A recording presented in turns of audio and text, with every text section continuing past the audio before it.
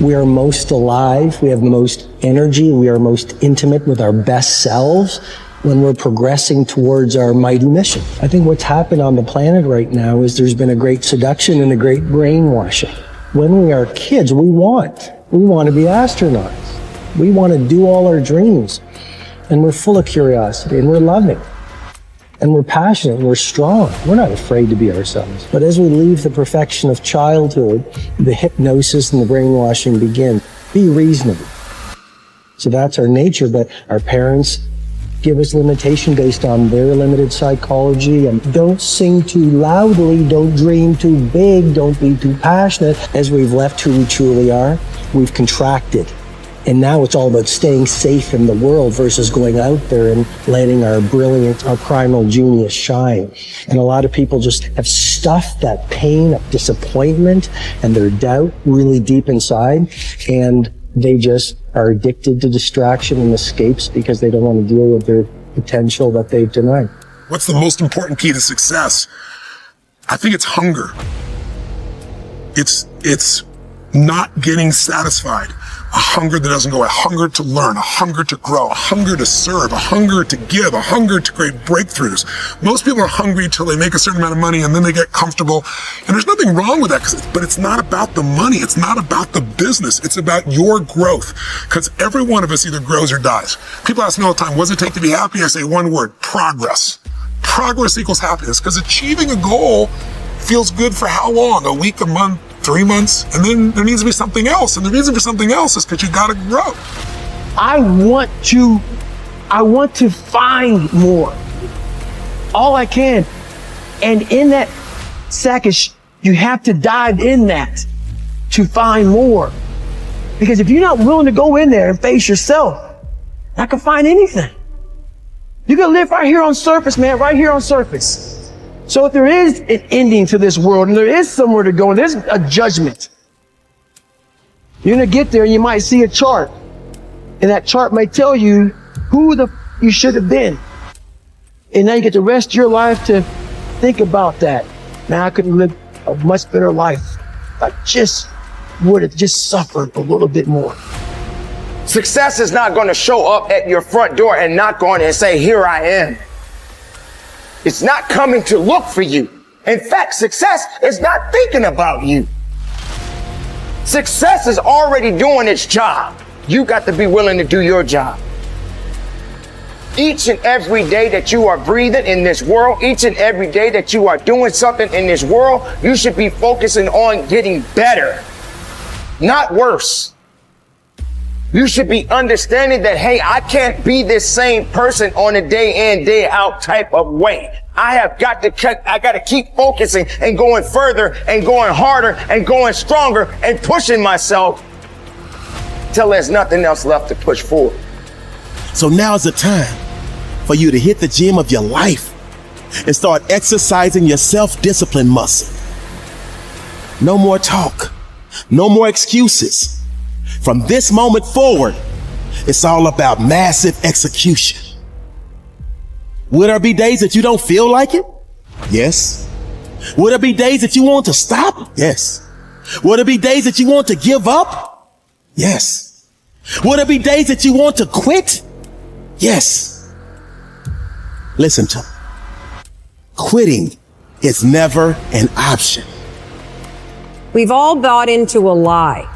We've bought into a lie that confidence is belief in self. And so when you're in a situation which is normal, where you don't believe in yourself, you're like, oh my God, I have no confidence. The truth is, and I want you to walk out of here with a new definition of confidence. Confidence is the willingness to try. Because when you try and you take action, what happens, and what's happened for France, is that when she sees herself taking action, what happens is she sees herself being the kind of person that takes action. So she has evidence that she can rely on herself. And that action is what builds confidence. It doesn't start with belief. The real way for most of us is not to wait to believe, but to push ourselves to act. And through the action, you will build the belief. We're built to walk uphill.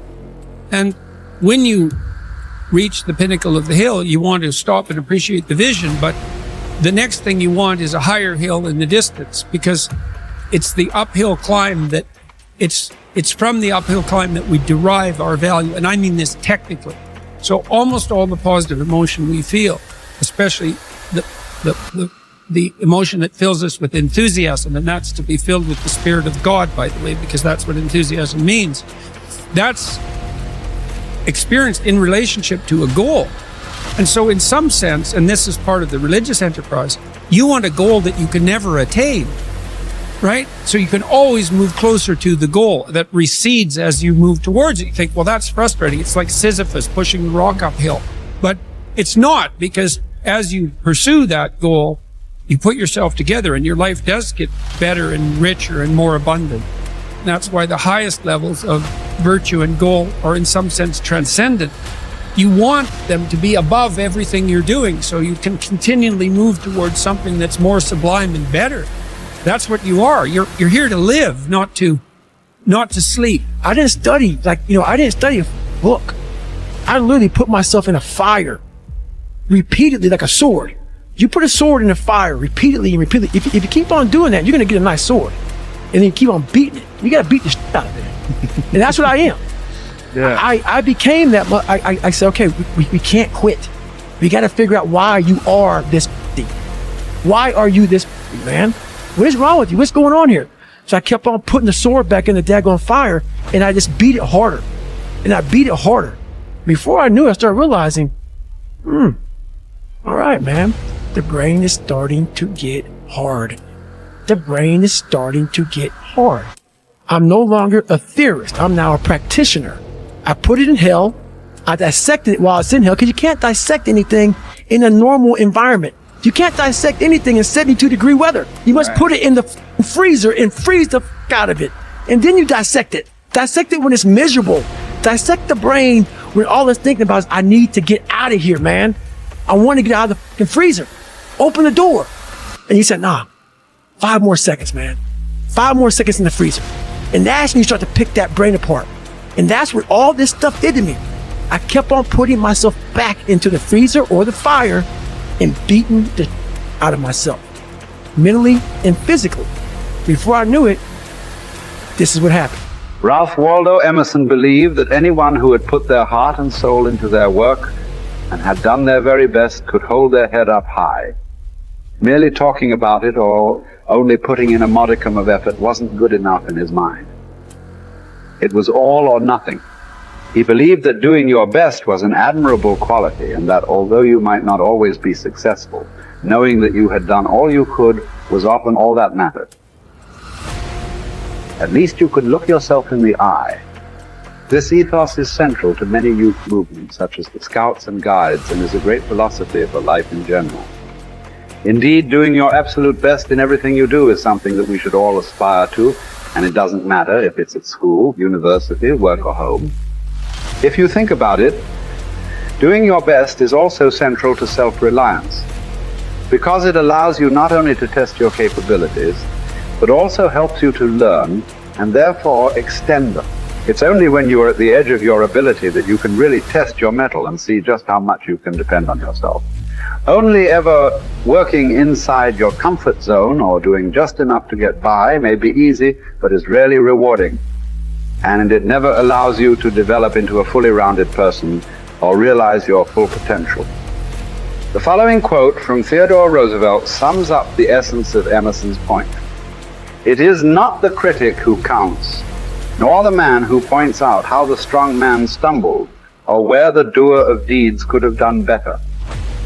The credit belongs to the man who is actually in the arena, whose face is marred by dust and sweat and blood, who strives valiantly, who errs and comes up short again and again, who knows the great enthusiasms, the great devotions, and spends himself in a worthy cause, who at the best knows in the end triumph of high achievement, and who, at worst, if he fails while daring greatly, so that his place shall never be with those cold and timid souls, who know neither defeat or victory. When you are working on your next task, give it your full concentration and really put the effort in to produce the best possible end result. Even if it doesn't lead to glittering success, you should be proud of yourself for doing your very best No man fails who does his best.